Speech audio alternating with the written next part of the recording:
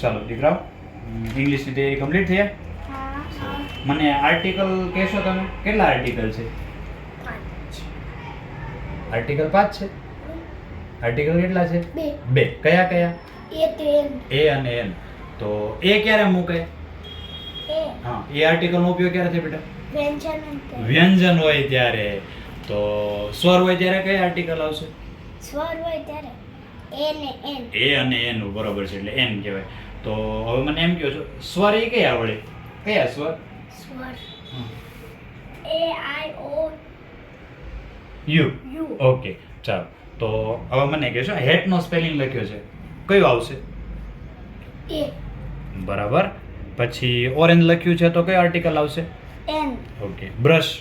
Brush a. સરસ. પછી yellow spelling બોલો તો યલો નો. I double L O double yellow એટલે શું થાય? પીળો. ઓકે. પછી રંગનો સ્પેલિંગ છે બ્લુ, એનો સ્પેલિંગ બોલો જો. B L U E blue એટલે ભૂરો. પર્પલ.